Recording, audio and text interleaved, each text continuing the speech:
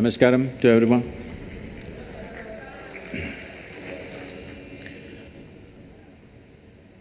Well, why this Youth and Truth, how it came about? In the last 35 years that I've been active with people, this has been a constant refrain. Thousands of people ask me this question, Sadhguru, where were you when I was 20? You have come when I'm 60. If you had come when I was 20, I would have lived like this, I would have done this, I would have done that.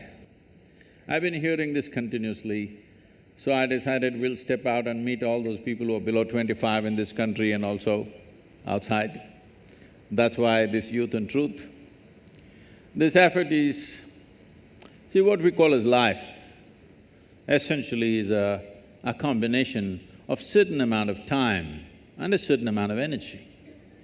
Time is passing for all of us at the same pace. If we sit, it passes, if we stand, it passes, if we do something, it passes, if we laze around, it'll pass, awake, asleep, time is rolling for all of us. Only thing we can really manage is our energies. When you're youth, when you're in that segment of life which is called youth, you're at the peak of your energy. This is something most of the youth will not realize till it passes. That you're at the peak of your energy, life is not going to be the same way as years roll.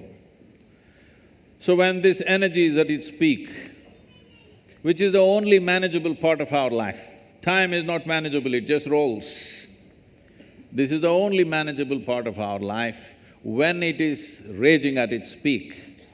If we bring a certain level of clarity and balance in our life, this energy could become a phenomenal force in our life. This energy could become a possibility to unfold our genius. When I say our genius, every individual has a certain genius within them. Will they find the necessary atmosphere, necessary attitude, necessary situation within themselves and around themselves to unfold this or not is the only question. Unfortunately, I could be wrong with my percentages, but unfortunately I think not even 1% of the human population manage to really let their genius blossom in their life because they all get concerned with their livelihoods and other stuff. Very few people remain unconcerned and explore the possibility of what can be done at its peak within themselves and around themselves. So it is only 1%. My endeavor is in this generation, if we can raise this to 10%, we will have a brilliant world. We will have a phenomenal process happening in the world because after all, the nation, the world, the society are the products of human genius. Whether we live as a mediocre society or as a brilliant society is not decided by the masses on the street, but a few brilliant minds which come. If we increase the number and percentage of those brilliance, that brilliance to unfold in a society, that society will rage and flourish in a different way. In this culture, that's always been the focus. Always individual genius has been the focus because ultimately that is the determining factor. That is why we are in the universities seeing how to assist you in this process, not just learning engineering or technology, but how to unfold the greatest technology that we already have, which is human mechanism. Thank you very much for having us here.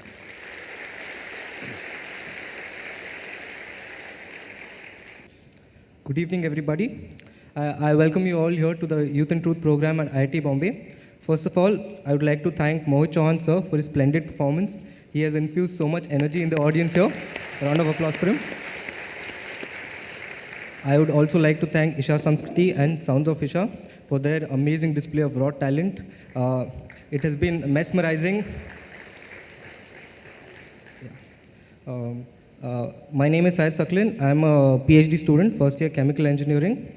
Sadhguru, let me just say, we are honored and blessed to have you here in our presence. Now, without further ado… It's a privilege for a uneducated man to be in an educational institution, so It's perceptive. I didn't go there at the right time, so now I'm coming. So yeah, without further ado, I would like to commence this conversation with your permission. Please. Yes. So, very often in lives, we come across crossroads where we are compelled to choose between two options which were equally pleasing. For instance, I just graduated my BTech this year and I had a few options. I had options to do MS in Cornell and Johns Hopkins University abroad, or to do a PhD here at IIT Bombay. My heart was leading me towards the US lifestyle, but my brain told me that this is the right thing, a PhD at IIT Bombay is the right thing for my career. But every time, evidently I'm here at IIT Bombay, but every night when I go to sleep, I fantasize and I think about how my life in the US would have been, how, I wonder how it would have been. So when I'm at such a stage, could you tell me what exactly this conflict of interest is? What should I be doing? See, we must understand this. People are always thinking, when it comes to education, career, choice of partners, marriage, at various points, what is the best thing to do? Let me tell you, there is no best thing to do in the world. Really, there's no best thing to do. Even if you take a very simple thing and put everything that you have into it, if you throw yourself into it, it could become a great thing. Is it the best thing? No. There is no best thing, because how do you decide what is best? What I'm doing is best or what you're doing is best? There's no such thing. Is spiritual process the best thing or chemical engineering the best thing? It'll be foolish even to ask that question, isn't it? It is just that if you throw your life into something, it can become a great thing. So don't look for best things, because you'll waste your life always wondering what's the best thing. People come to me, they've been married for 35 years, have 3, 4 children. Sadhguru, I don't know if I made the right choice.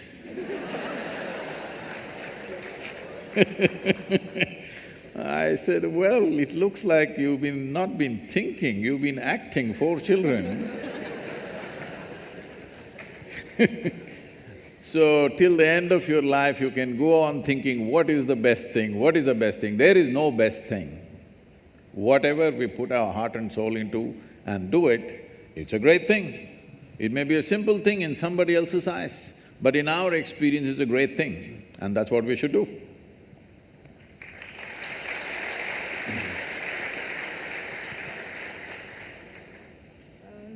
Hello everybody, Namaskaram Sadhguru.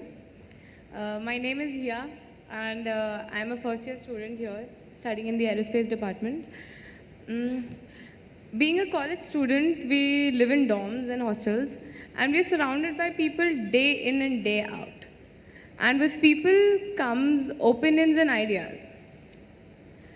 So for instance, let's say I got up in the morning and I got ready for class and I'm about to leave and one of my friends joins me and she casually comments that your hair doesn't look very good today, like what's wrong with it?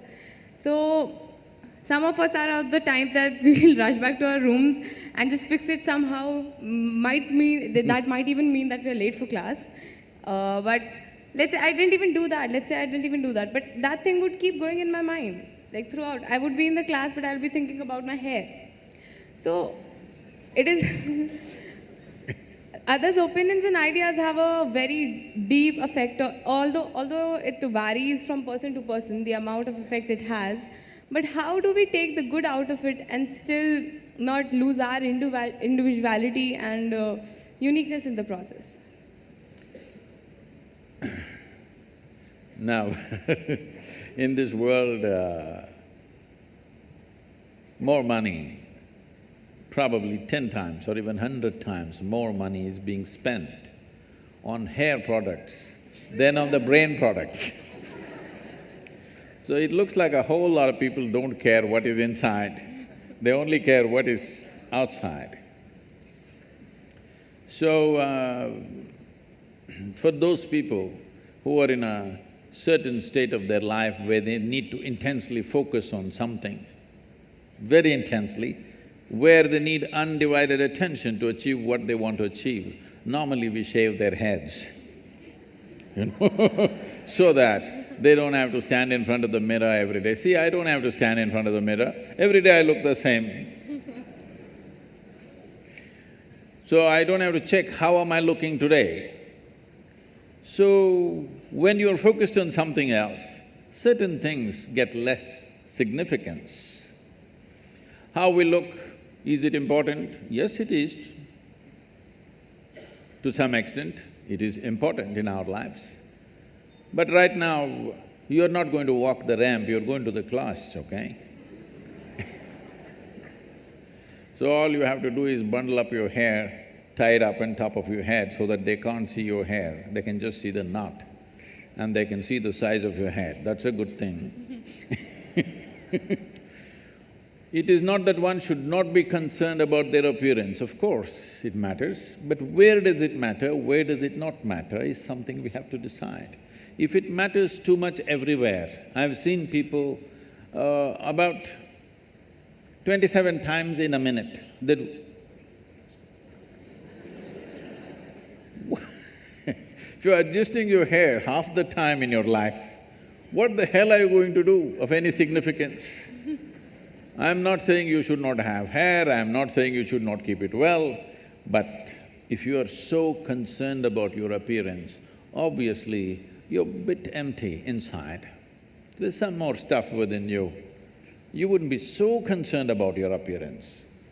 Taking care of our appearance to a certain extent is important.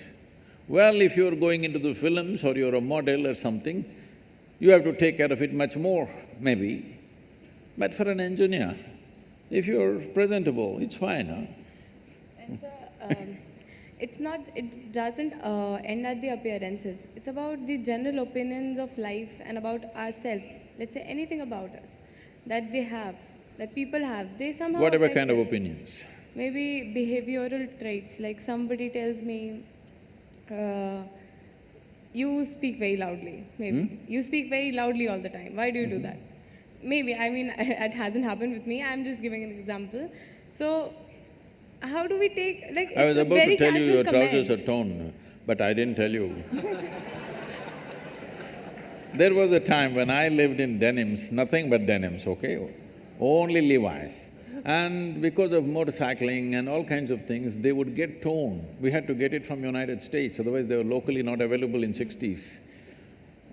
So we used to patch it up, but now people are tearing it up and then wearing it. So obviously the message is you don't care a hoot what other people think about you. Let that come into every aspect of your life, you don't really care what other people saying about it. That's the idea, isn't it? The idea of tearing up a new pant and walking is, you don't really care, but that's not the truth with a whole lot of people. How is it torn? Your pant is torn better than mine. So we've gotten into this mess essentially because we have not delved into what this is. There is no profound experience of yourself. Who you are is a bundle of opinions that other people have given. If 10 people say you're good, you will become very good. It's like this. You went outside, somebody told you, oh, you are the most wonderful person on this planet. Then you are floating on cloud number what? 9. Only 9, huh? In Tamil Nadu, we do 11. So you're floating on cloud number whatever, and you came home, they told you who you really are, and suddenly it'll crash the cloud. Floating on a cloud is not a wise thing, you're bound to crash, isn't it? Hello? Floating on a cloud is not a safe thing to do, you are bound to crash. So, whatever this floating on cloud number whatever is not a good thing because somebody blows you up. I must tell you this. If you have to settle this within yourself, one important thing is, this happened to me in a certain way. My daughter started traveling with me when she was 3.5 months old, alone. So I'm driving my little Maruti all over the country, this is the time when I'm building ISHA Foundation, and my right leg is always heavy. So I keep one hand on this little baby and drive full on the highways going from town to town, various programs and stuff. So she grew up in many people's homes. Every week she's a new home. I made one rule to all of them, never teach the girl anything. You're not going to teach her ABC, you're not going to teach her 1, 2, 3, you're not going to teach her Mary had a little lamb, because I don't care whether Mary had a lamb or not. Nobody teach her anything. So, because nobody is teaching her anything, she's all eyes and ears. By the time she's 18 months, she's speaking 3 languages very fluently. Nobody taught her anything. I said, no rhymes, no 1, 2, 3, no ABC, nothing. She grew up like this and I wouldn't have sent her to school, but my schedules were crazy, plus no company of that age group around, she's the only girl. So I put her into school. When she was around 12, one day she came home little disturbed because of what happened at the school. And she said, you're teaching so many things to everybody, you're not teaching me anything. I said, well, I am not known to do these things unsolicited. Now that you've come, we could try something. I said, see, this is all you need to know. You never look down on anybody, nor do you ever look up at anybody. Then she looked at me like this, what about you, kind of thing.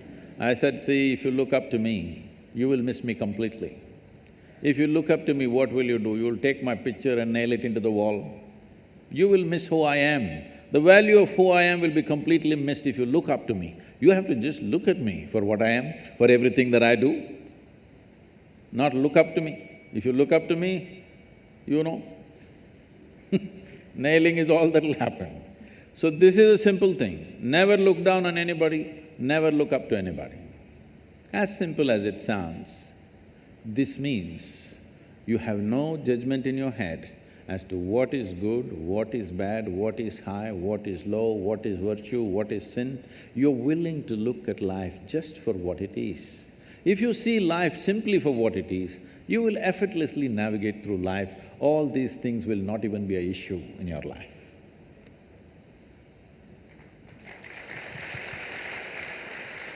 I am Gaganpreet Singh, pursuing Masters in Geoinformatics and Remote Sensing in CSRE department at IIT Bombay, sir. Sir,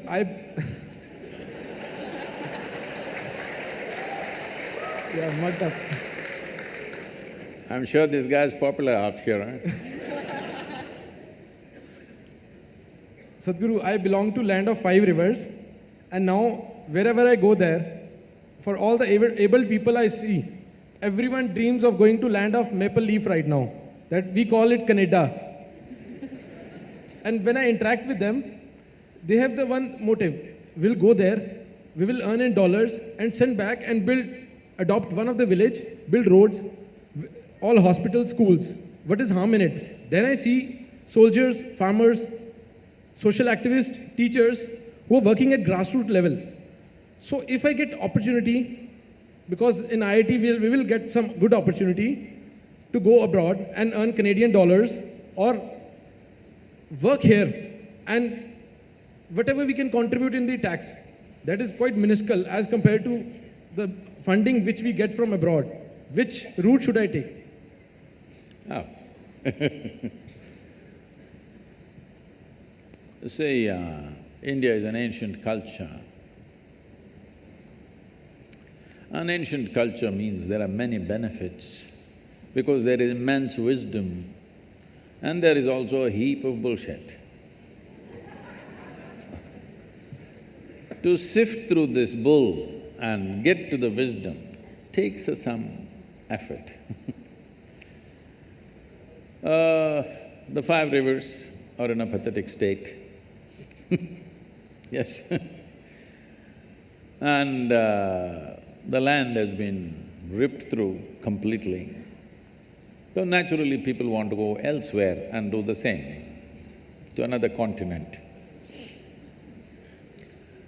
Well, Punjab was an important part of the Green Revolution in this country. That's very wonderful. But at the same time, This green revolution became relevant in our country simply because we were in a desperate state.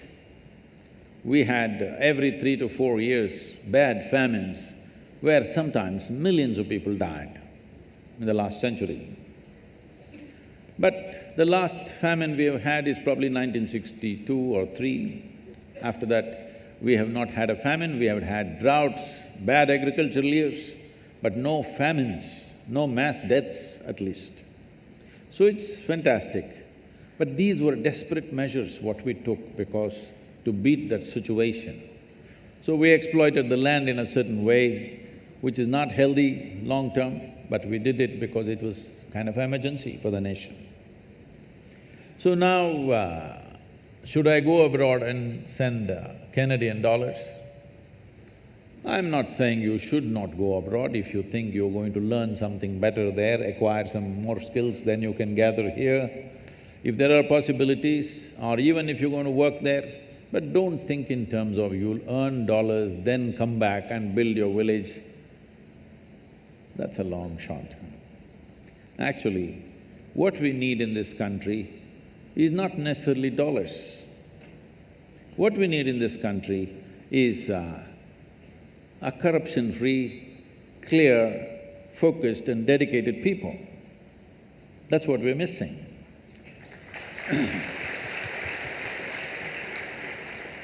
Money is there. We don't really need money from outside, really. It is just that we are constantly busy working against each other at so many levels, okay? Our energies are simply spent throwing things at each other all the time. If you don't understand what I'm saying, just turn on one of the English news channels and watch in the evening. How much energy is simply wasted, simply saying rubbish against each other endlessly.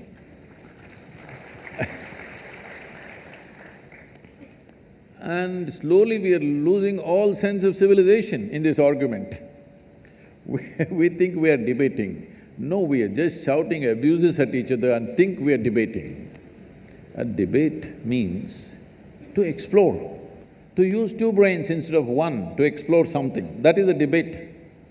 Not simply throwing things at each other is not debate. We can as well throw stones at each other. Instead of hurling abuses, at least it'll end soon. So this is going on, immense waste of energy, no cleanliness. When I say no cleanliness, I mean, a whole lot of people are simply innocent of integrity. They're not corrupt, they're just innocent of integrity. They don't know what it is. Because we are a nation who are not controlled by any moral code. Nobody told us, thou shalt not do this or that. Nobody told us. But in this culture, we managed ourselves by constantly stirring up human consciousness in every generation. Well, you also come from the land of gurus, because the idea is to stir up human consciousness rather than give you a set of morals to follow. Because morals can be subverted by anybody. But when it arises within you, it's a natural expression of who you are. So, this has been the process. But over a period of time, because of invasions and occupations, this system of transmitting consciousness or invigorating human consciousness, those systems have largely collapsed. Today, anybody can read half a book, which is considered sacred, can become a guru and do whatever they want, all right? You have a lot of them in land of 5 rivers. Because this system has collapsed, people have not invested their life into knowing something. They're just reading half a book and trying to preach. Reading book and preaching was significant when everybody else was illiterate. Now that literacy has grown, you read a book and tell somebody it doesn't mean a damn thing, they can read it themselves. So this is going to become irrelevant even in a school and college in the coming years as technology develops. Reading a textbook and telling them what it is all about will become irrelevant in the next 10-15 years. So similarly, reading scriptures and telling people what it is has already become pretty irrelevant, because everybody can read and understand better than the preacher, most probably. So this process of what shall I do?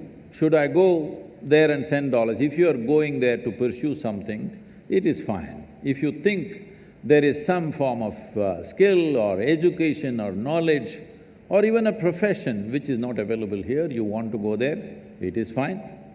But you are going there to make dollars and send it back, please don't waste your life like that. There is so much to be done here. If you have integrity, why I'm focusing on integrity is, this has been a scarce thing. I must tell you this. About 7-8 years ago, I was in the United States and somebody told me, Sadhguru, if you type the word spiritual on the net, every day over 100,000 people are typing the word spiritual. I said, is that so? That many people are typing the word spiritual? Because I never typed that word. I said, type it, let's see what comes. So on the Google, if you type spiritual, first thing that comes up is a spa in Mexico. Second thing that comes up is a call girl in Northern California. She has spiritual sex, spiritual whatever. She knows the SEO, you know. She's used spiritual in 25 different places in her website. So if you say spiritual, she comes up. Then I thought, this is a shame. For thousands of years, anything spiritual means people looked east towards India. So I said, let's open a platform as the spiritual gateway to the world, India. So all the spiritual, whatever nonsense you have, everybody put their official page on one platform. If they want to put more, they'll have to pay, but one page is free for everybody. If the world types out spiritual, this big site will come. And every form of spirituality is there, people can choose where they want to go. And we thought we will bring some kind of a standard, 3 things you must do, 3 things you must not do when people from outside the country come to you. So for the first time, I had never met any spiritual leader in the country. I had never seen them, I had never shared platforms with them, nor I had visited their ashrams. I never had time for those things, I was just busy with what I was doing. For the first time, I made an attempt to meet a lot of people. Well, I met many absolutely wonderful people who are doing great work. But it was also amazing to see that a whole lot of them are completely innocent of integrity. They just don't know what it is. Really, it's incredible. If I walk into an airport or a golf course, I meet better men who don't know anything about spirituality, but they're better men. Just to give you an example, I'm walking in this ashram of theirs, somebody, a big man. As an organization, they're way bigger than us. So I'm walking with him and then I see some nice trees in the ashram. Then I say, you really have some nice trees, big trees. He said, without looking at the trees, that's our Panchavati. I looked there were only 4 trees. Then I said, but there are only 4 trees there. I said, 4, 5, You know, this 4, 5 is all Maya. 4, he's just surprised that I'm actually counting 4. When he says 5, it's 5, 4 and 5 is all Maya, you know. There's only 0 and the infinite, in between all is Maya.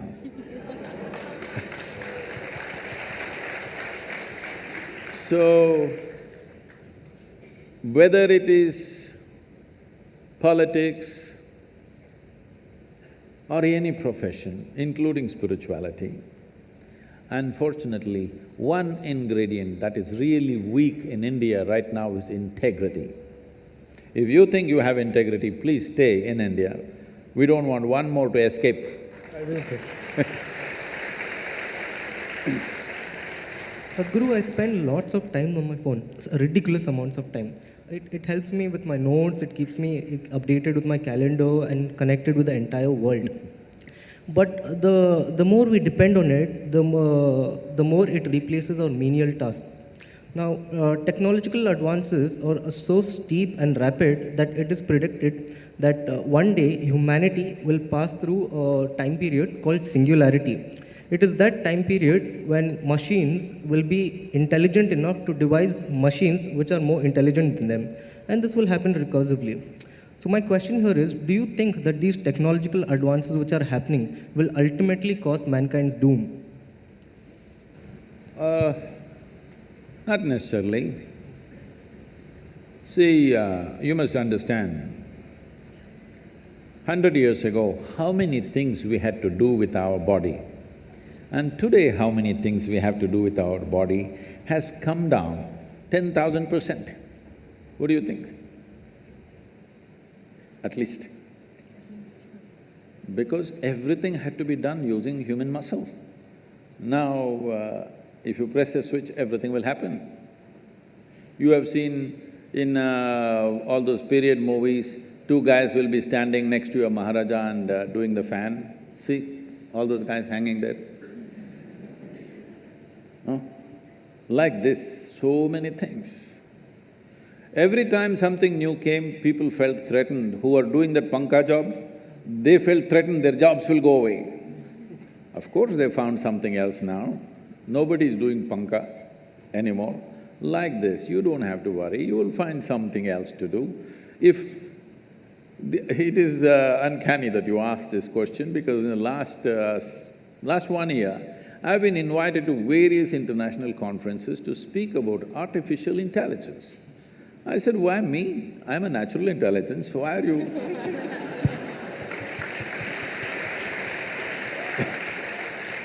Why are you calling me to speak about artificial intelligence? Their whole thing is, these are all I'm talking about top-level people, scientists and others. Their whole thing is, Sadhguru, if this intelligence unfolds, if AI, they're calling it, we think Air India, but if this AI unfolds, we will all lose our jobs. I said, how fantastic, find an AI like that for me, so that I lose my job and I'll just live. Isn't it fantastic if all of us lose our jobs and we are on a holiday for the rest of our lives? Everything we have to do, if a machine does it, isn't it great that human beings can use their intelligence and time for creating something else altogether, rather than doing menial jobs on a daily basis? If I ask you to go right now and if I ask you to hold panka for me because there's no fan is not working, is it not a waste of your intelligence? Hello? Huh? Yes. It's good for me, but is it not a waste of your life in so many ways? So similarly, it's a waste of life right now that most people are thinking how to earn a living, how to earn a living. God damn it, even an earthworm is earning a living, a grasshopper is earning a living, a bird is earning a living, every other creature is earning a living. With such a big brain, what is a human being concerned about earning a living? It shouldn't even be a thing. But right now, human problem is, it's not about earning a living. You want to earn living like somebody else, then there is no end to your life. You want to earn a living for this life, there's really no problem. I want to live like you, now this is a problem. This is an endless pursuit. This is not going to end at any time. See, the most affluent nations, why does a human being seek affluence? Either an individual or a society. Why do we seek affluence? At the first level, it's a choice of nourishment, that you can eat whatever you want. That's the first step of earning money. The next step is a choice of lifestyles. Now countries like United States, you're only going to Canada, huh? Countries like United States have a choice of nourishment and a choice of lifestyles. But 70% of US population is on prescription medication.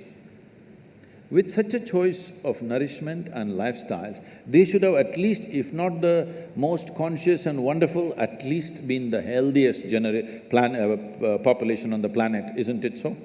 Their healthcare bill is $3 trillion. People estimate by 2030, their healthcare bill could be anywhere around $7 to $7.5 trillion. Already it is bigger than our economy. One thing that can sink that nation is the healthcare bill. So, just affluence is not going to help. So when artificial intelligence comes and does all the things that we want to do, that we are no more concerned about earning a living, every human being on this planet, their living is taken care of, I think human genius will unfold.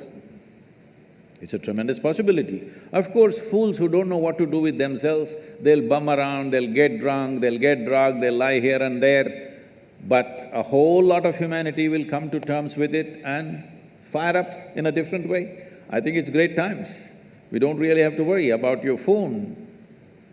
Can I tell you a joke? You okay? Yes, go ahead. Because you look serious, right? A man came into the office with half his face burnt out. Show me the other side of your face. Okay. Okay. So, his boss asked, "What happened to you? Why is your face burnt up like this?" No, I just took a call. I attended a call. I said, "What? You taking a telephone call will burn your face like this?" "No, I was ironing my clothes."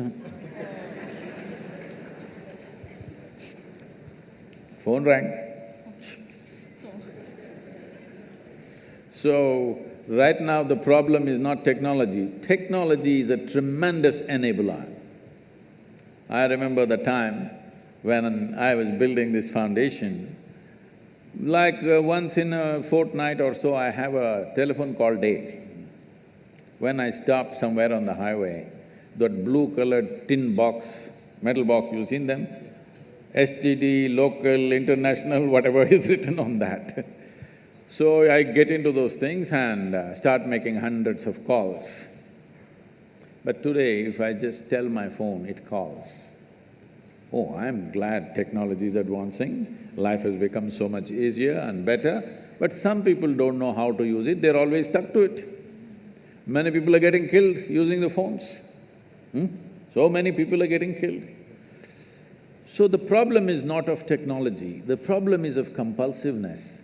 So many people are getting killed.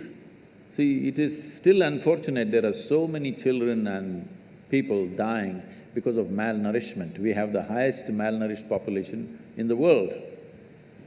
But more people on this planet die because they don't know when to stop eating. Yes, compulsiveness. Food is not the problem, isn't it? Hello? Is food good for us or no? Hello? Food is good for us, but if you don't know when to… if you start eating, you don't know when to stop eating, then it becomes a serious problem. The same goes for the phone. You start using it, but you don't know when to stop using. So the problem is not technology, the problem is not anything in our lives. Fundamentally, we are living an unconscious life. We are living a compulsive life. When you live compulsively, then everything is a problem. There's no one specific thing which is a problem, everything is a problem. All the great, wonderful things that come our way become serious problem in our life simply because we do it compulsively.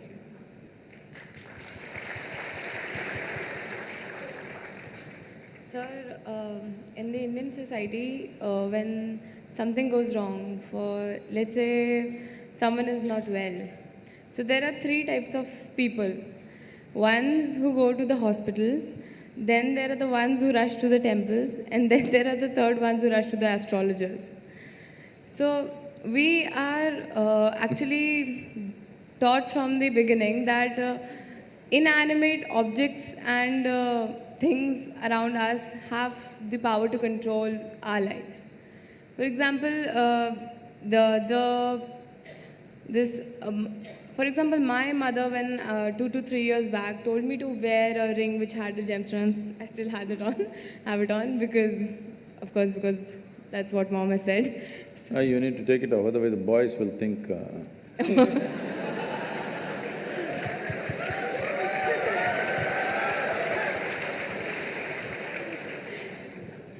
But good luck, you keep it in the pocket. If it's on your finger, they will think you're… So that's another issue to it, but I really do not understand Like how can an inanimate object control so much going on in my life or in anybody else's? Or can it really do that, rather? See, human life is made in such a way, particularly human life. For all the animals, nature has fixed clear-cut path, what they can do, what they cannot do. Their lives happen between two lines. They cannot go below that, they cannot go above that. Within that they live. That's why they look so sure and certain, and they're peaceful. Once their stomach is full, they're all peaceful. Do you see this? Hello? Are you on talking terms with me or no one? Do you see all the animals, once their stomach is full, they are peaceful. But human beings are thinking, or they're being taught that peace is the ultimate goal of life. A buffalo, full stomach, he sits peacefully. And for you, that is the ultimate goal, what a shame. What a buffalo can do with a stomach full of grass or whatever else he eats, you have to hold it as the ultimate goal. Is it not a shame, I'm asking you? But this is being taught like this, peace is the ultimate goal of your life. But coming to more fundamentals, if you're not peaceful today, can you enjoy your dinner today? No. Can you just enjoy walking down the street? Can you enjoy the company of a few people around you? No. If not ecstatic, at least you must be peaceful to enjoy anything in your life. So I'm asking, should it be the first step in your life or the last step in your life? Such people will only rest in peace. Now, do other things have influence on us, particularly inanimate objects? The gems and the diamonds and things like that, and also the planets. See, the nature of the planet has a certain influence on the life upon it. You will see on full moon days and new moon days, many animals behave in certain specific ways, simply because they're influenced by it. You know the whole ocean is rising. When ocean, which is millions and millions of tons of water, is able to rise, when 72% of your body is water, you think it won't rise at all? It does. So, I don't know if you're conscious of it, but in India, most people are, not only in India, in anywhere, wherever there are mental asylums and things, they are conscious of it. On full moon days and new moon days, people get exaggerated levels of disturbance in their minds. So people think new moon and full moon will cause madness. No, that's not the truth. If you're very loving, full moon day you will become more loving. If you're very joyful, on a full moon day you will become more joyful. If you're a little crazy, you'll get little more crazy. Whatever is your quality gets little hyped on that day.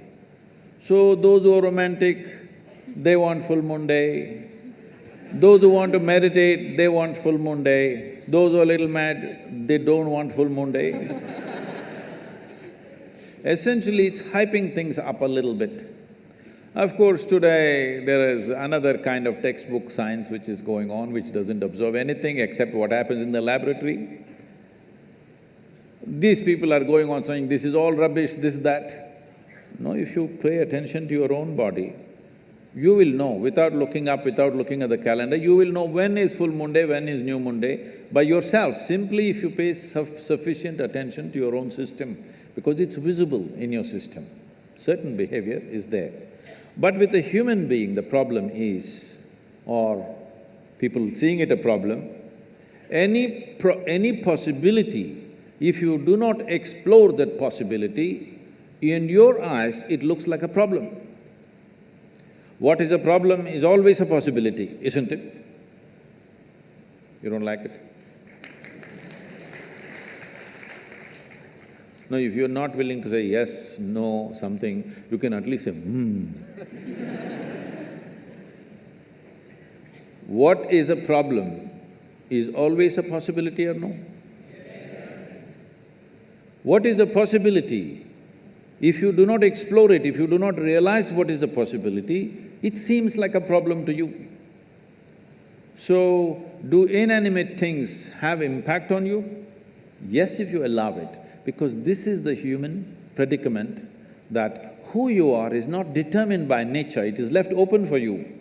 Left open for you means you are the only creature on this planet who's been given the freedom to shape your own life. Is it a small thing? This is a product of millions of years of evolution that today, after all these creatures from a single-celled animal, after these millions of forms, here we are sitting, this is the only creature which can shape its own life the way it wants. Every other creature has to live by the laws of nature. We can shape our own lives. It is this freedom that human beings are suffering. If you're suffering your bondage, it's all right. If you're suffering your freedom, you're a disaster, isn't it?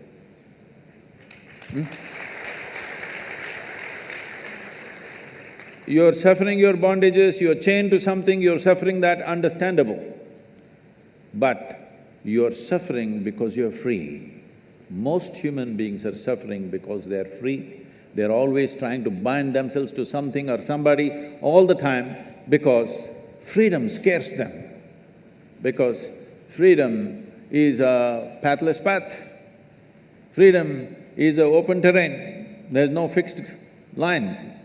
Because there is no fixed pathway, most people feel terrified. But the highest value in human life is freedom, isn't it so? Hello? In this culture, the highest value in this culture is not God, not heaven. Mukti, moksha, liberation, freedom is the highest value.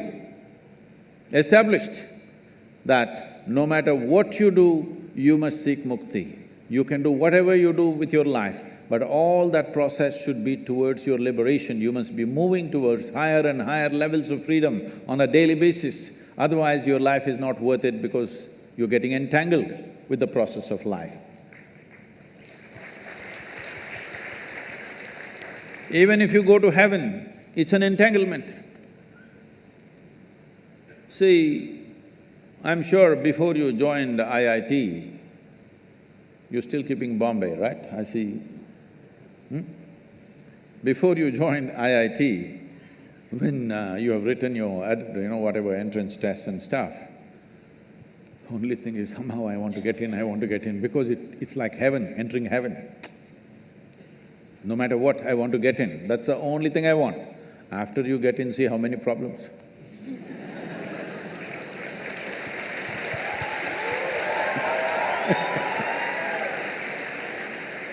I'm asking you a simple question.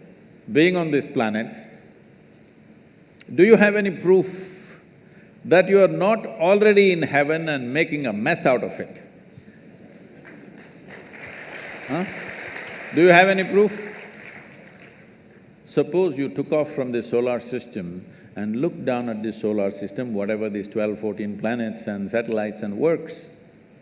Does planet Earth definitely look like a heavenly body among all these? Yes or no?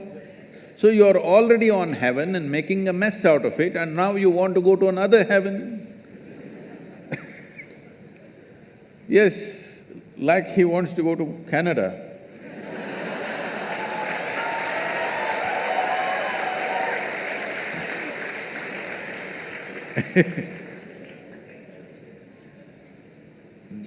This culture does not value heaven, does not value God, values only freedom. We want to be even free from the creation and the creator.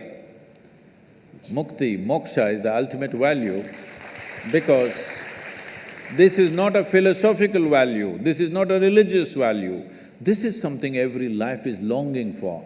Only thing is, most human beings are short-sighted that they long for it in installments. See, whatever people are seeking right now, if they have nothing, they will say, if I get 100 rupees per day, Shiva, that's all I want, that's a prayer. 100 rupees fell. 100 rupees, fine, 3 days, 100 rupees, fine. Fourth day, only 100 rupees, Shiva. What's the problem with you? Are you so stingy? At least 1,000 rupees a day. Okay, 1,000 rupee note, is it in legal tender, 1,000 rupee note?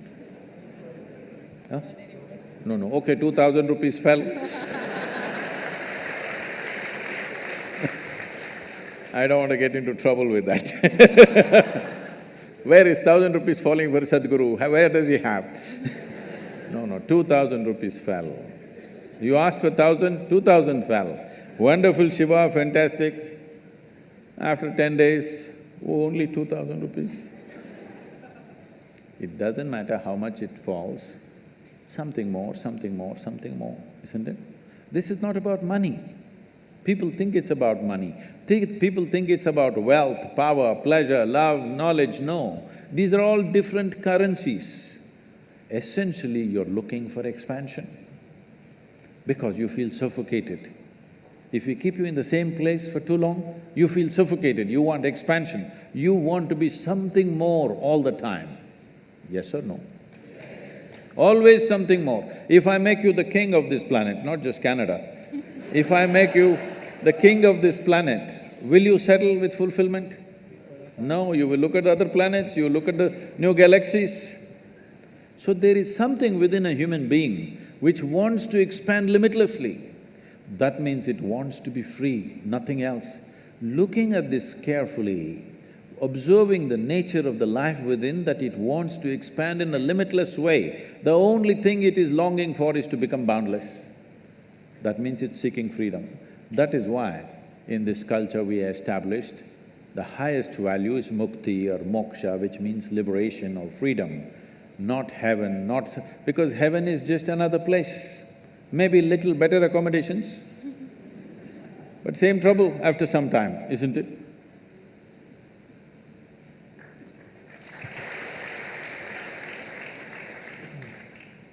Sadhguru, I can proudly say that I am in the top institute of eminence, which we now call heaven, and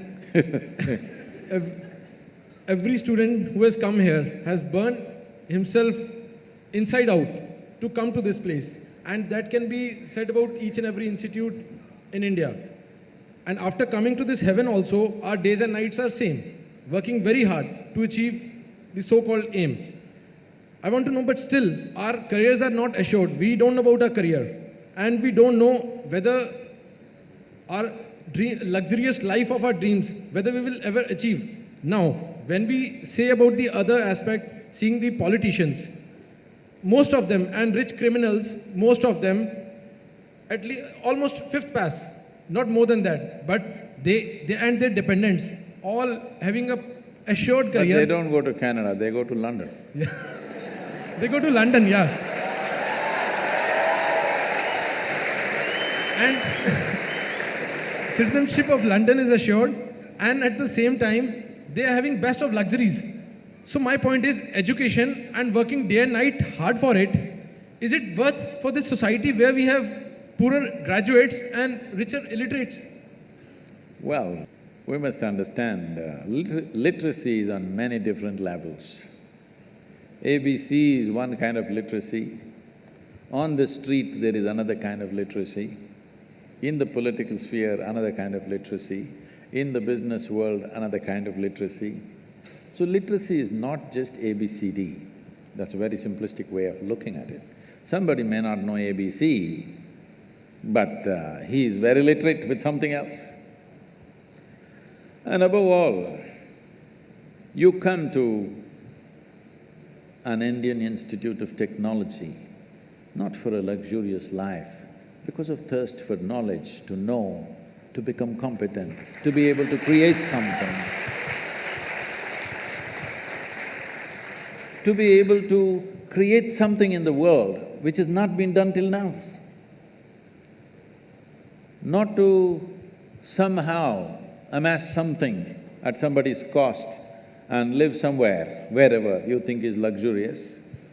Look at their faces and see, do they look joyful? Well, they look like they've been fed like pigs, that you can see, but Do they look joyful? Do they look fulfilled? Is there some great energy about them? Do you want to live a life like that? Hello? Do you want to live a life like that? I'm asking. Please don't ever seek a life like that, because all you have in this life is, as I already said in the very beginning, this is just a certain amount of time. Time is going away. Since you sat here, you're about 35 minutes or more than that, an hour closer to your grave right now. You know this? Since you came here. Yes, all of us, yes or no? Mortality is one thing that we've forgotten. That is why we are thinking of all these funny things. Life is just going away. If this sank into you, actually minute by minute, you're closer to your grave, it's going to be over. So what will be the most important thing? How profound is your experience of life? And when it comes to activity, how profoundly can you touch life around you? This is all that matters, isn't it? Your experience of life is profound. When you sit here, in your experience, this is the most profound experience, because this is all that matters, the intensity and profoundness of your experience. When it comes to activity, what a difference can you make? You may not be thinking like that right now, but think through this. Suppose you cook something. Do you ever? Maggie.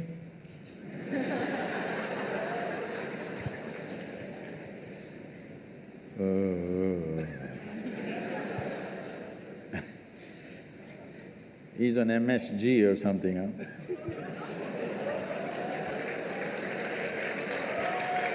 No, not that MSG, I'm just what is that chemical, huh? That's also… Monosodium glutamate. Yeah. So, if you cook something, even if you make Maggi noodles and you give it to your friend, he eats it, pack, he spits it out. Do you like it? If he eats and says, "This is fantastic," then you say, "Oh, nice." Because for even doing the 2-minute job, it's 2 minutes, right? The ad says it's 2 minutes, I don't know how long it takes, huh? That's a myth, it's not 2 minutes. Even for the 2-minute job, you want to touch that somebody's life. If that guy spat it out, that's the last time you're going to give him those noodles. That saves his life, that's another matter.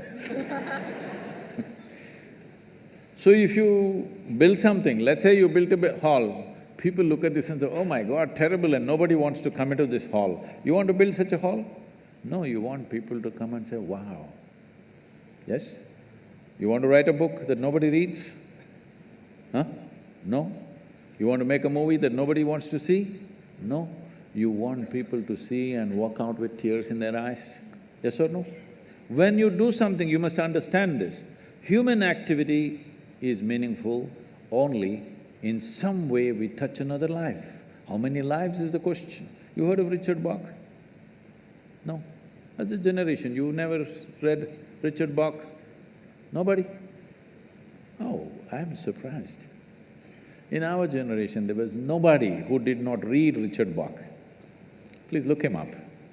Richard Bach wrote a book called Illusions, another one called Jonathan Livingstone Seagull. It's all about flying, his entire life. I was supposed to fly with him 3 years ago, but at the age of 74, he was flying a small plane and he had an accident and broke some 16 bones in his body. So after that, he's not flying. So, his entire life was about flight, and all his books are about flight and how flight relates to our life. And in one of the books he writes, of all the joys of flying, I thought this is… after that I stopped reading him.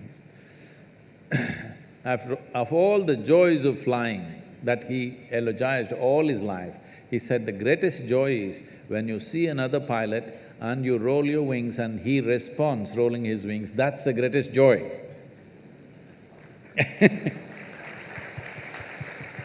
After living an absolutely adventurous life, this is the greatest joy, because touching another life always is like that. Whether it's music or dance or cooking or writing a book or building something, everything is because it touches another life, it matters, isn't it? A criminal does not touch other people's life like that. You have two ways to live.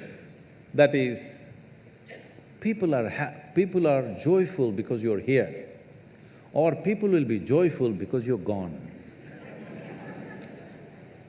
There are two ways to live. Please, what will you choose? First one. First one. People are joyful because you're here. Yes, Yes. That's good.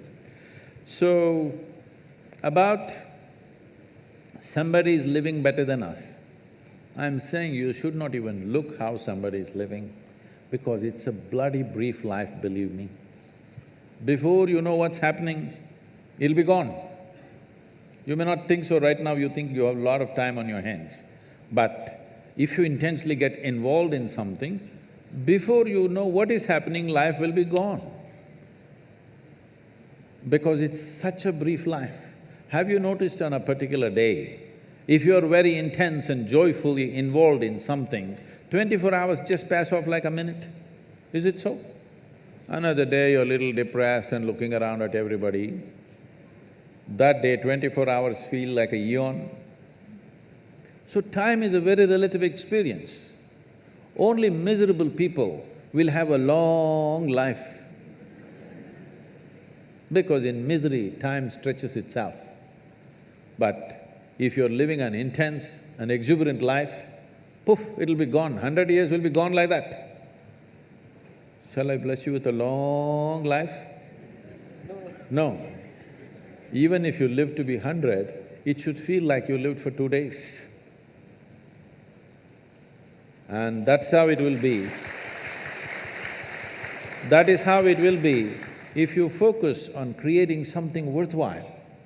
But if you're looking at other people, who is wearing better clothes, who is driving a better car, whose house is better than mine, if you look at this, your life is ruined, because forever somebody will be wearing something better than you, somebody will be driving something better than you, somebody will be living in a better home than you. Yes or no? Forever you will become enslaved to that nonsense. Don't ever start your life like that. All of you, you're being empowered through education. You must think in terms of, what is it that I can create? What can I create in this life?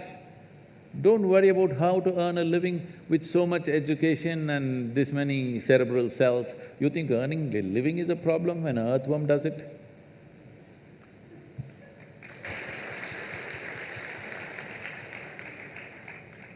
The Youth and Truth program has such wide and intense coverage nationally and internationally that social media has been buzzing and flooded with questions.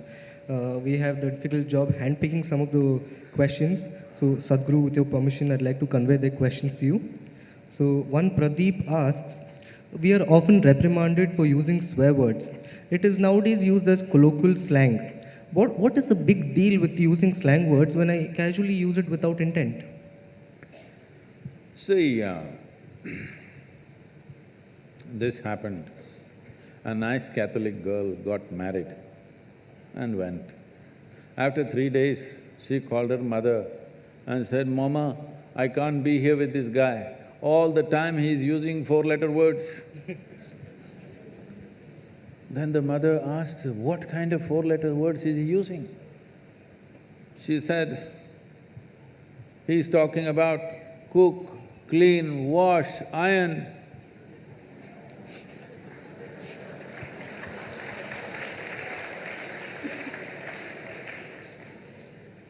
So, what is wrong in using words?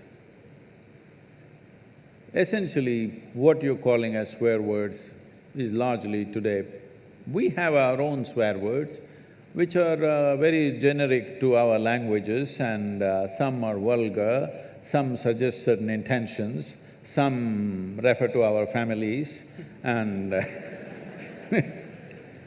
and some are just simply poking fun at each other, kind. But largely your swear words in English language that you use today are essentially picked up from America. It's either toilet or bedroom, okay? I must tell you this. This is way back, many years ago. A guest came from Australia. I'm talking about nearly 40 years ago. A guest came from Australia and I'm supposed to take this person around in Mysore. You know, Mysore is a touristy place. You're from Bangalore, huh? It's a touristy place, there are many places to see, so I'm taking this person on my motorcycle. If I ride hard, I hear in my ears, shit. Then I think, what? If I brake, shit. They see something beautiful, shit. If the food is very spicy, oh shit. I was thinking, why this person whole day chanting shit like mantra?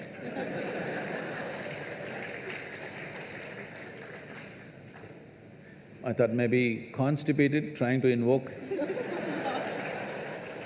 Because what should be done in the morning, whole day, why are you dragging it through the day, you know? Then I observed, they're getting angry, shit, and they become little calm. Oh, then I thought, oh, it's working for them, I should not disturb this, because I don't believe in disturbing anything that's working for anybody. If it's working, let's leave it. So I just thought through this. See, we have looked at the whole science of uttering sounds in a powerful manner, what it can do to your consciousness, what it can do to your body, what it can do to invigorate your energy, many aspects of this. And then we say, Shiva. With the necessary preparation, if I make you utter this one sound, you don't have to believe in any god or anything, just the sound. It'll blow your brains out. I can show you this. Then I thought, shit, shiv. Oh, we arrived at it scientifically, they somehow got it.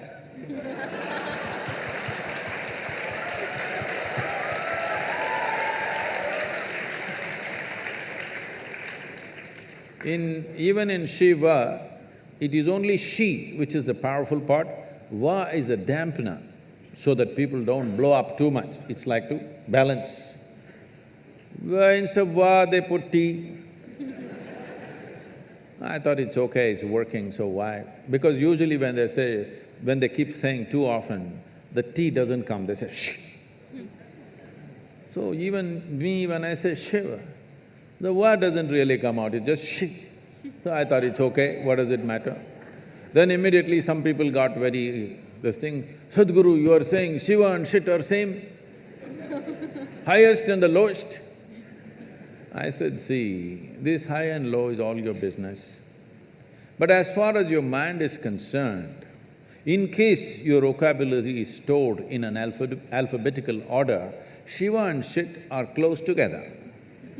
You cannot store Shiva here and shit here. You don't have such a capability. I don't know how it is stored in your mind. Suppose it's alphabetical, they are right next to each other, so you can't separate them. So the question is not about what is good, what is bad, what is right, what is wrong. The question is, will it work everywhere? If you keep shitting all over the place, is it going to work for you? That's a question. So it's all right among young people, you're saying shit everywhere, but now it's come to in United States, it's come. Even the top administrators are uttering these words just like that. In the international community, when they utter such words, it's finished in many ways, okay? Not because of anything else, simply because people are… if you watch some of these American movies and stuff and stand-up comedians, they are making the whole sentence with one word. Yes? Whole sentence is just one word repeated in many different ways, and they're elogizing that. I'm saying to develop or to evolve a complex language, It took such a long time, it's taken thousands of years for human mind. One of the most complicated things that we have come up with as a civilizations in the world is language. Language is not a small thing. That way in India, we have 1,300 languages.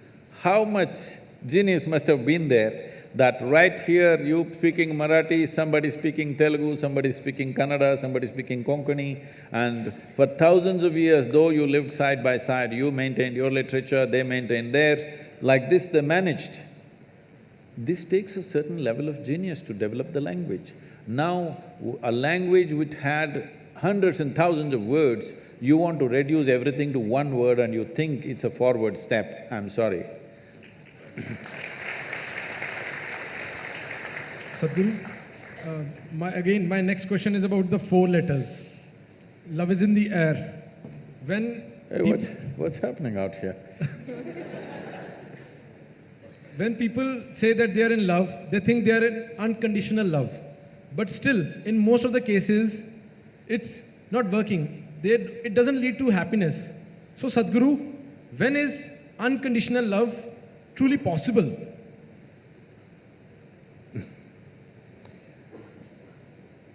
When you say love, your experience of love means you feel certain sweetness of emotion within yourself. Either by looking at this person or this person or this person, we don't know who stimulates this in you. It doesn't matter who helped you, but essentially it happened within you, isn't it? Yes? Did it happen only within you or was it in the air? I'm trying to clear this air. Combination of both. Really? It was in the air? No, it only happened within you. Maybe what was happening within you was so exuberant, you saw it everywhere. You are in love, you thought the flowers bloomed for you, the birds are singing for you, the clouds are moving for you. Huh? All right, I don't want to destroy all the romance, okay? But essentially it's happening within you. It's wonderful that you are experiencing such sweetness of emotion, stimulated by somebody. You are using the other person as a key to open up an experience within you, essentially. I'm asking you, why are you using a key when there is no lock, when there is no door, when there's no any kind of barrier? It is just that you are a push-start machine. You know what's a push-start machine? If you have owned an Ambassador 25 years ago, always you parked it on a gradient like this, because morning, 2 people have to push it. If you park it like this, nobody will come, your family will not come out of the house. If it's like this, somebody will come and push it. Now all the cars are self-start, many of them remote start. What does it mean? Technological upgradation. You are an institute of technology, all right? I'm asking, would you like to upgrade your technology that you are on self-start? If you wake up in the morning, you are overflowing with joy and love and exuberance by yourself. You don't need anybody to stimulate you. Would you like to be a self-start machine? Then you must come to me, huh? Whoever is right now doing the love in the air, it's fine with them, you don't have to tell them anything, you say, all right, it's okay. But it's very important you're a self-start machine, otherwise, after some time, you try to extract happiness from the other person. That is when these love affairs become tedious and horrible, because you're trying to extract happiness from the other person. No, life should be like this. When it comes to joy, when it comes to love, when it comes to exuberance of life, you must be the source of this, isn't it? You must be the source of this. Well, other things are shared in life. There are 2 ways to enter into a relationship. One way is because you want to extract something from somebody. Another way is because you want to share something with somebody. These are 2 ways. If you're out to share, your life will be good. If you're out to extract, when they close the tap, it's going to get terrible and nasty. You have seen people who thought they're absolute lovers, how terrible it becomes for many of them. Not because there's anything wrong with them, simply because you started off on the wrong footing, thinking, this person is the source of my joy. No, no, no. Joy or misery, the source is within you. Yes or no? Whether it's joy or misery, the source is within you. It's for you to decide. If you're a joyful human being, they will also want to be with you. If you're a misery, they will endure you for some time. Shall I tell you a joke? Are you okay? Please, Sadhguru.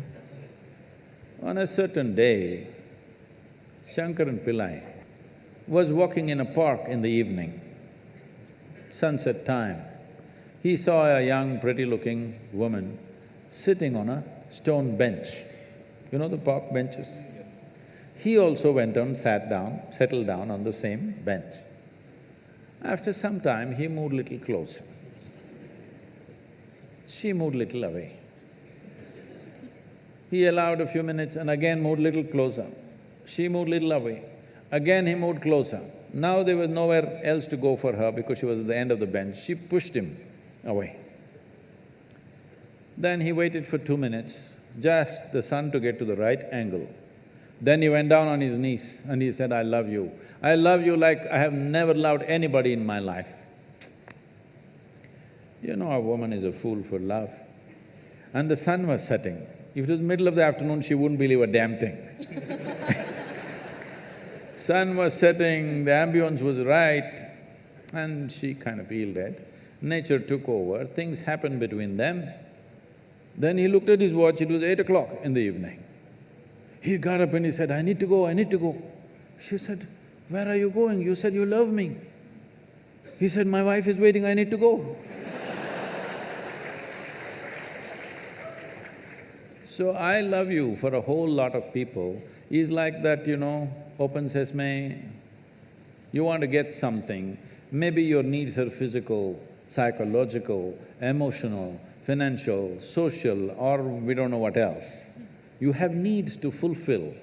So you use this mantra and it works. Half the time it works, okay? I'm saying it's important. It is important you know the joy of being loving. Because sweetness of emotion is needed for you if you want to take really big steps in your life. If you do not have sweetness of love in your heart, believe me, if you try to take big steps in the world, particularly in India, you will end up frustrated and go to Canada.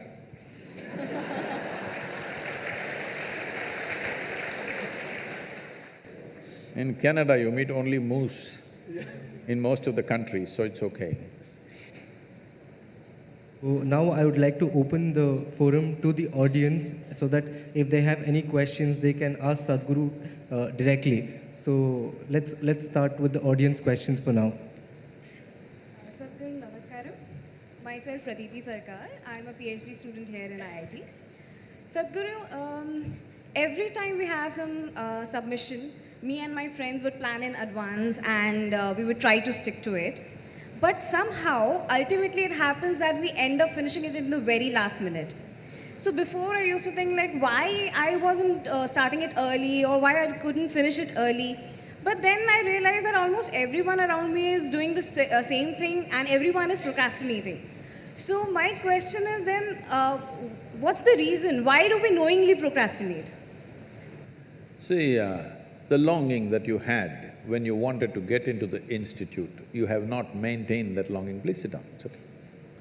You have not maintained that same level of longing. How badly you wanted to get in. If you maintain the same level of longing, you would prepone everything that you're doing. Slowly, you slacken up and other things interest you, education sinks down a little bit. If you're doing something that you really want to do, will you prepone or postpone? Will you prepone or postpone? You'll prepone. If love is in the air, will you prepone or postpone? Prepone, surely. Prepone. So in a way, intellectually, knowledge is a love affair. It's really a love affair. If you get involved, it'll become much bigger love affair than emotional love affairs. So if you conduct your education like a love affair, that you're really involved, then you will always prepone, not postpone. But if you finish too early, that means your faculty is not setting you tight enough time.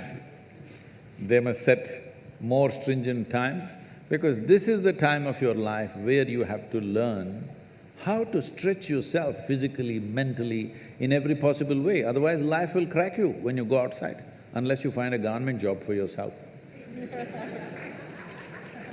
Otherwise, anything else you take up in your life, if you do not know how to physically and mentally stretch yourself without breaking, then life will break you somewhere. So, education time, the time of being youthful, is not a leisure time. Unfortunately, this may sound like this, a little difficult for you, but you must come and visit and see how it happens. These children came and performed here just now, the Kalari, and we have a home school. All these are 7 days of the week school.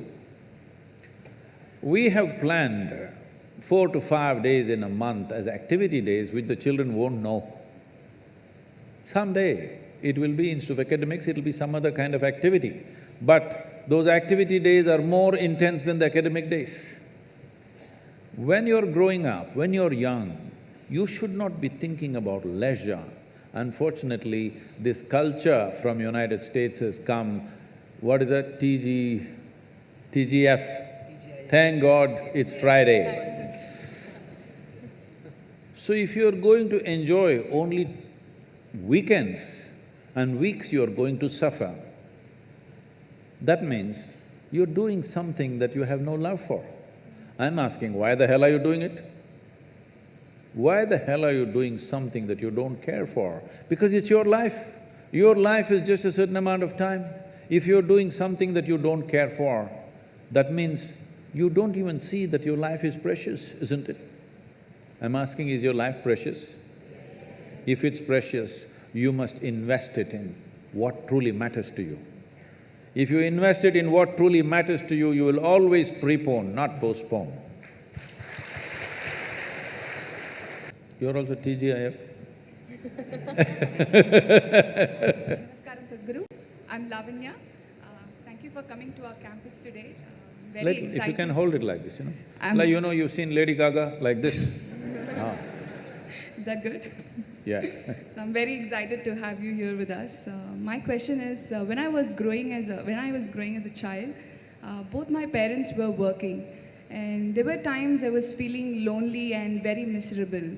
Although my parents did give their part of comfort to me, there were times I was feeling lonely on the inside.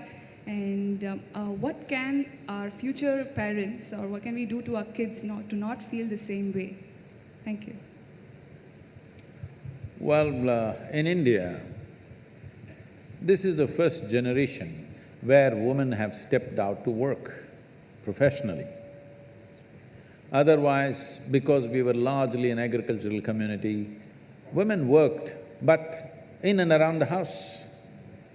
And if they went somewhere to the field, they took their children and went. So always, like you see ducks and chicken, if the hen goes, behind that the chicks run, like that children were always running behind women. So she was always doing her work and still managing and tending to them, and there was a certain cohesiveness to that. But today women are going to the office or to the factory or to some other business, so they can't take their children there. This is the first generation of women who've stepped out. So in the society, we still don't have arrangements, proper arrangements, where children can be properly tended to. That system, that facility and that arrangement has simply not happened in the society yet. I hope it happens quickly because it's very important. It doesn't matter whether it's a biological parent or somebody else, but children need a loving, caring atmosphere. It's very important. Just putting nourishment into their stomach is not the only thing. They need some attending to. Somebody should smile at them, somebody should laugh at them, somebody should do something with them, play with them. This is very needed, otherwise children will grow up a little sick in their head. It is not necessary only a biological mother should do it, but there must be a committed person doing this. It's very, very important for the child. Unfortunately, in this society, we still don't have those arrangements. Namaskaram, Sadhguru. I want to know that when a student steps into college, all of a sudden he or she gets access to a huge amount of pornographic material which so far was off limits for him or her. And in the process, he or she enjoys that, and as we said, he or she experiences heaven on earth. But, and we even have nicknames for those people who overdo it. They masturbate. We overdo it sometimes. So how do we know how much of that is good or bad? And so can we have the truth about masturbation? Oh, looks like a popular question, eh?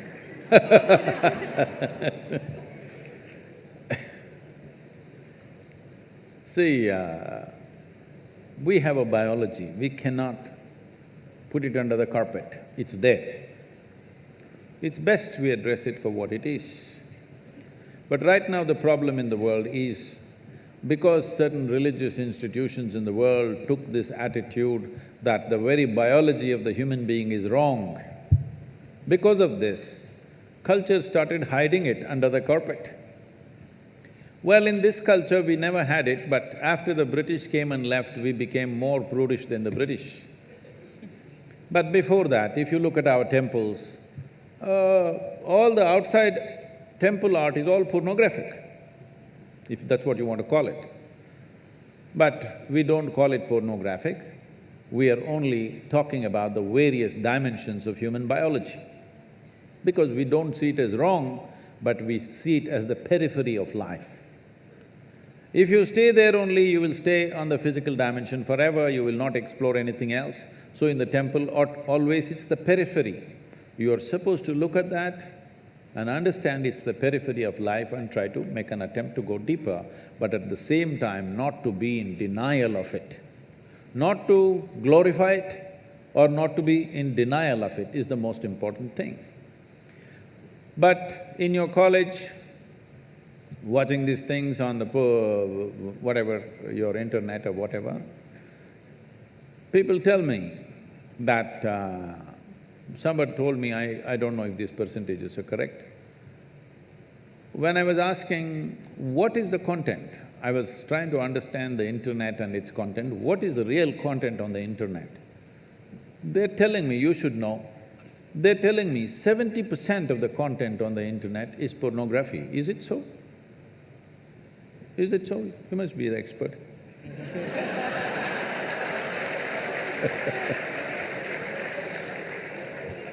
Is somebody doing PhD on it? They told me 70%. I said 70% is unreasonable and sick levels of pornography. If it occupies a small percentage, it's okay.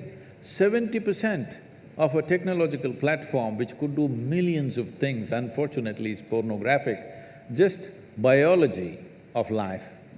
It's very unfortunate because once you come as a human being, your biology is not the front end of your life. It is one part of your life. This cerebral capability came so that your intelligence becomes the front end of your life, and if you become conscious, your consciousness becomes the front end of your life. Biology is the front end of a bull. It's okay for him, that's all he knows. But biology should not be the front end of a human life, it is part of our life. We are not denying it. So, at a certain stage in your life, it's like this. A 95-year-old man went for a medical checkup with his doctor. The doctor did a thorough checkup and said, "Hey, old boy, you're doing great for 95, no problem with you." Then the old man asked, "Doctor, but what about my sex life?" Then the doctor looked at him and asked, "Thinking about it or talking about it?"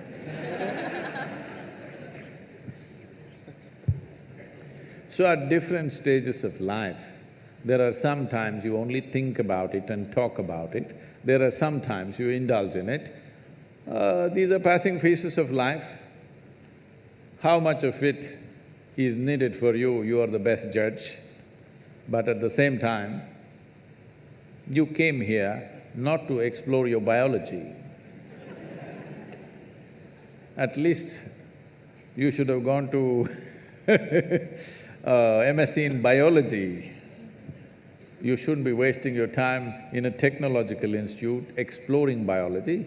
Does it mean to say you don't have biology, you don't have biological needs? You have, it's fine, but it must be on the periphery. It should not become the core of your life because it will reduce you in the sense.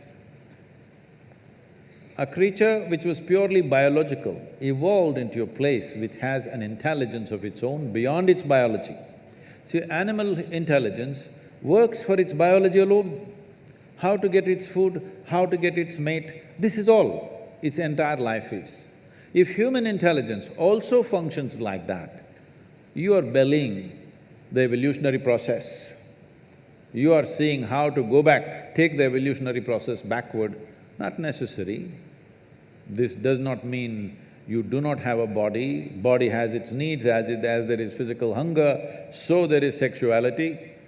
You have to address it in some way, but to what extent is your choice, but definitely it should not be the front end of your life because you're rolling back evolutionary scheme of putting your intelligence and consciousness in the front. Instead of that, you're putting your biology in the front.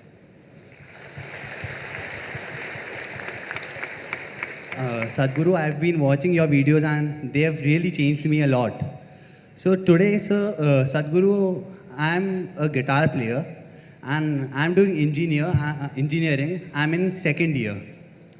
So often, like, obviously my Indian parents want me to have a steady life. So they sent me to an engineering college, ki get settled, but they even support me for guitar. But both are getting so hectic for me, like I can't keep my focus on one thing. Like when I'm studying, I think about guitar and all the players and music. And similarly, when I'm playing, I think about other things. And even social circles and all. I don't have a steady mind. And I can't focus at one thing. Even if I try a lot. Even mobile is a very big distraction, apparently. So how do I focus on one thing at a time? I fear that if I give too much time to one thing, I might lose or lack in other things. See, human mind… Do I have a few minutes to answer this question? Yes. See, the nature of human intelligence is such that it can do many things at the same time as a process. When I say intelligence, most people are misunderstanding intelligence as intellect. Intellect is your thought process. Thought is just one dimension of your intelligence. Thought is only happening because of the data that you have gathered in your mind. You cannot think about anything for which you have no data, isn't it so? Isn't it so? Isn't it so? Yes. You're getting sleepy? Because usually we put children to sleep at 8. So, human intelligence is made like this. In the yogic way of looking at life, we look at human intelligence as 16 parts. Out of these 16 parts, we can, for the sake of understanding, we can see it as 4 segments. These 4 segments are buddhi, ahankara, manas and chitta. Buddhi means the intellect. Intellect, when it comes to your intellect, would you like a sharp intellect or a dull intellect? You must choose, I'm going to bless you right now. Sharp intellect. So obviously, intellect is a cutting instrument. It's like a knife, it's a scalpel. It's good for cutting. If you want to dissect something, you need a good, sharp intellect.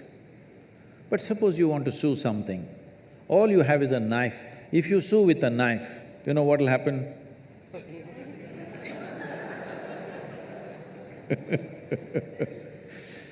You will leave everything in tatters. But right now, this is the way we are going about because our education systems are focused just purely intellectual basis. This is a cutting instrument. If I want to really know you, shall I dissect you? Hello? I want to know you, so shall I dissect you? Well, some of you in your maybe pre-university studies, you dissected a frog and you were very excited how the heart was beating. The frog was not excited, believe me.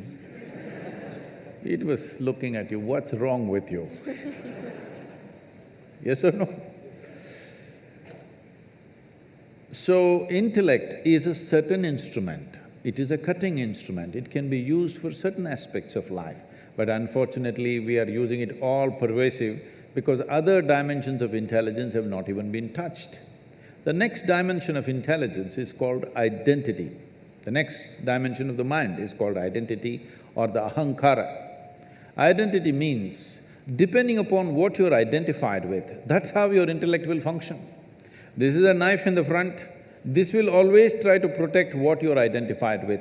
You say, I'm a woman, it'll try to protect your gender. You say, I'm an Indian, it'll try to protect your nationality. You say you're some religion, it'll try to protect that. Whatever is your identity, your intellect is always working to protect that identity. So how we establish this identity consciously is a very important part of education which we have completely ignored today, for which we are paying a huge price. In the traditional education, from 0 to 12 is balavastha, that means just to play, eat, sleep. So that the body and the brain should grow till they're 12 years of age, you should not try to teach anything, extract anything. From 12 to 24 is focused learning. This is called as brahmacharya, discipline of how to learn. Learn is not just learning other disciplines, but above all, learning about the nature of my own human mechanism, my intelligence, my different faculties, how they function, because if I don't understand this, I cannot really apply myself into anything. So, we always establish this, you might have heard of this, there is something called as aham brahmasmi at the age of 12. This is taught to a child before we initiate a child into education. First he must take a universal identity, that my identity is the larger universe. Maybe today I'm an Indian, maybe today I belong to this religion or that religion, maybe I belong to this caste, clan or whatever, but my larger identity is with the universe because education was seen as an empowerment. We don't want to empower you when your identity is narrow, because all the crime on the planet, all the corruption on the planet, all the horrendous things that people do to each other is only because of limited identity, isn't it? I can do it to you, but I can't do it to myself because this is me, isn't it? I can't do it to my own child, but I can do it to somebody else because this is mine and that is not mine. So before you are empowered with education, which is seen as a powerful tool for life, first thing is take a universal identity. Unfortunately, we've neglected. Because of this, today if you see, the cutting edge of technology and science always goes first for military use. Yes or no? So how to kill people, how to dominate somebody, how to destroy somebody, this is where our knowledge is going simply because we did not establish a universal identity before education came to people. So the third dimension of your mind is referred to as manas. Manas means it's a silo of memory. When I say memory, it's not just what you remember, your entire body is memory. There is evolutionary memory here, there is genetic memory here, there is karmic memory here, there is articulate and inarticulate levels of memory, conscious and unconscious levels of memory, various dimensions of memory. We identify 8 different forms of memory. Right now, you may not remember how your great-great-great-grandfather looked like 10 generations ago, but his nose is sitting on your face. Body remembers, yes or no? Body absolutely remembers everything. So this memory is the basis of your intellect. If we take away the memory or de-link the memory from your intellect will become without activity. This is one important dimension of yoga that we understood, that if we… See, if you want to continue the knife analogy, the intellect is like a knife. The hand that holds the knife is identity. Knife is useful or dangerous depending upon not on the knife's quality, but the hand which holds it, isn't it? If you're identified one way, this knife will poke you. If you're identified in a different way, this knife can save your life. So the same knife every day saves lives and sometimes takes lives, depending upon who holds it or which hand holds it. So we de-link the manas with the intellect. Now, intellect simply there, without intention. So essentially, yoga means this, to build an intensity within you without intent. Right now, I want to become an engineer, I want to become rich, I want to make money, I want to be this, I want to be that. You become goal-oriented. This is the fundamental flaw in the education system. We become goal-oriented. Because we want to get there, we are doing all this. We are like circus monkeys. Circus monkeys are like this. You show a banana and say, you do all those tricks, I'll give you a banana. So it will do all the tricks, banana. No banana, you will simply sit there. So, once you become human, you should not behave like a circus monkey. It is not because of a carrot and stick that you're driving yourself, because you're seeing that what you're doing is of some consequence to you and to the world around you. That's why the action. So if you de-link the knife and the hand and the silo of memory, then your intellect will shine with sharpness. It will not be rusted with memory, it will shine with sharpness. See, it's like this. There are some people who are when you go to restaurants, you will see, and maybe in some homes also, you ask them to cut a mango, they will use the same knife with which they've cut onion and they cut the mango and give you. You can't keep it in your mouth, the sweetness of the mango is gone. If the residual impact of whatever the knife has touched is there in it, slowly it will lose its purpose, isn't it? The same goes for your intellect. If the memory sticks to your intellect, after some time, it'll become a useless intellect because it becomes a highly prejudiced intellect. So, the entire yogic system is about this, to dissolve your identity and simply sit here so that your intellect will shine like a razor without any intent. Intensity without intent, if it comes into your intellect, you can do 25 things at the same time, just like that, okay? People keep asking me, Sadhguru, you have been busy the whole 6 months, not a day's break, then how did you write this poem? How did you think about this? How did you come up this plan? How did you design this one and that one? I have 12, 14 tracks running all the time, I just initiate and leave, they will run by themselves. See, when a computer is able to process something, if you feed and leave, it processes, isn't it? Isn't this a better computer than anything that you have ever used? Hello? Only problem is you did not read the user's manual for this one.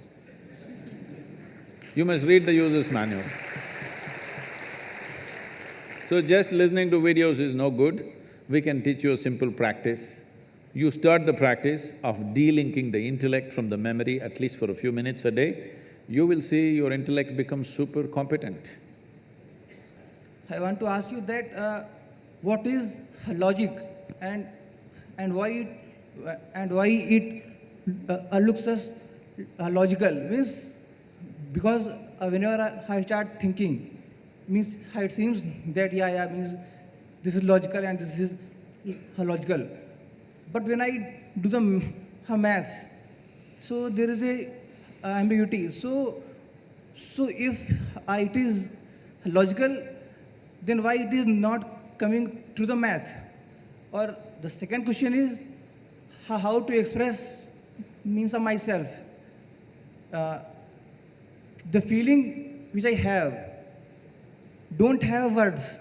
So how to create means of words for my feeling that, yeah, means what I actually feel, and means how to understand the others, that what is going on in me.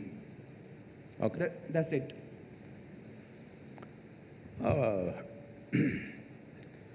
See, whether somebody else understands what's happening within me or not is not the issue.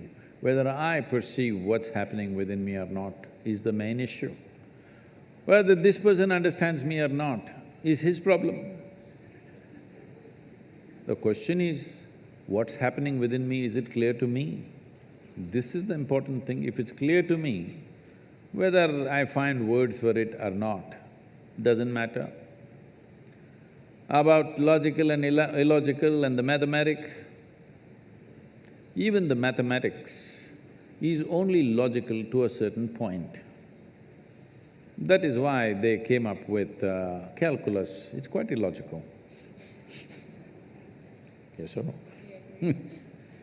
So because they want to explore dimensions of existence which don't all fall into simple logic, that is why we came up with mathematics, or the type of mathematics that we are doing right now, which is not really logically correct, but it articulates certain aspects of the existence. So, instead of worrying about what is logical, what is illogical, life is absolutely illogical. Material is logical. So only handling material aspects of life, we have to be perfectly logical. When it comes to other dimensions of life, it's not logical. And in fact, all the most beautiful aspects of your life are not logical. If you try to logically find expression to every dimension of your life, you will feel silly. Suppose you fall in love with somebody and you write it in prose, you will look stupid. But you write in poetry, suddenly it's beautiful, because poetry allows illogical expression, prose does not allow illogical expression. So you cannot do illogic in arithmetic or geometry, but trigonometry is there, illogical. So, in every sphere of life, people have understood that logic has its limits, and they have found ways to explore life through means which are not necessarily 100% logical. Your logic fits into this life perfectly well, but don't try to fit the life into logic, it doesn't fit. Thanks for giving me this opportunity. I want to ask that when we are roaming on the street, even the dog also not happy, and we are also not happy. Please hold this little closer to you, yeah. It's quite safe. Mother Nature gives us a brain, but we are responsible for everything, to take care of plant, birds, but we are not taking care, even we are not happy for ourselves, and not we are keeping happy to the Mother Nature. So what we have done for our life means it's our responsibility. Mother Nature give to a responsibility to a human, to us, to take care of everything, but we are not taking care, and not even we are happy. Okay. Thank you. I don't know where you saw an unhappy dog, it must be a Mumbai dog.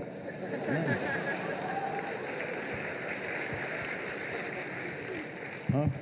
Must be a Mumbai street dog, where too many vehicles and things are moving around. Poor guy, he's just surviving day to day. Otherwise, dogs are happy if their stomach is full. They're really very happy. Go in the villages and small towns and see, they're just romping around happily. As long as they're well-fed, they're happy. So, human beings also, not that everybody is unhappy, there are happy people and unhappy people, they always were, still are. We are seeing how to increase the percentage of happy people so that we can live in a joyful world. It's out of my greed that I'm incessantly active in the world, because I want to live in a joyful world. But a lot of people looking like carrying a end of the world expression on their face, as if the world is going to end today. Especially if the world is going to end today, it's time to be joyful, isn't it? So, we are living irresponsibly for sure, for various reasons we are like this. For us in this country, we have an enormous culture, enormous. No nation on the planet has 12,000–15,000 years of history and culture. This culture we can use to become wise and wonderful, but a whole lot of people use it in a different way. Because you said everybody's unhappy, I thought I'll tell you a joke. You okay? It once happened, the Iraqi ambassador to India met Shankaran Pillai. When people of two ancient cultures meet, it's bullshit time. Always. How our culture, because we've got nothing much to show in the present, we talk a lot about the past. Well, we can be proud about our past, but we can't live there. We are proud about the past history of this nation, the culture of this nation, but you cannot live there, you can only live here. But this is the usual thing. So the Mesopotamian culture, big. So the Iraqi ambassador started off and he said, our culture is so great that we have excavated sites in Iraq where the site is over 2,500 years ago, 2,500-year-old sites, and we found copper wires. It proves that we had telegraph 2,500 years ago. Shankaran will say, ha, that is nothing. We have excavated sites which are 5,000 to 7,000 years old, and we found nothing. That means we had wireless.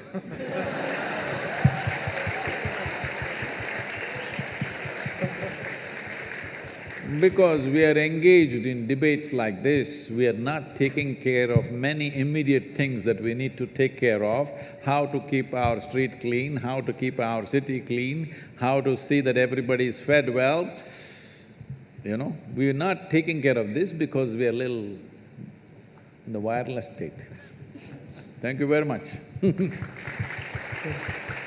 So being in a premier technological institute like this, which hundreds of thousands students want to get into this institution and barely a couple of hundred or 300 or 400 people are getting in, is it? Yes. So, getting into a coveted place like that, where even internationally, the institution is recognized as one of the premier institutions, not just in India. So when you're in a place like this, it's my wish and my blessing that you must really acquire knowledge, and knowledge is no good unless it is dispensed with love and compassion in the world. Just pure knowledge without love and compassion, without involvement in life around us, can become a very cruel force. Technology is the best thing that's happened to us and the worst thing that's ever happened to us, unfortunately. You have to make sure that technology is the best thing that's happened to us in the coming generation. The previous generations, all of us, have used technology in a negative way. Yes, we've made bombs, we've made pollution, we've made terrible things. It's for you to create a wonderful world with the knowledge that you're garnering here. Being here in this premier institution, do not forget, so many would like to be here, but you're here. Please make use of this and create something really fabulous for this world. Thank you very much.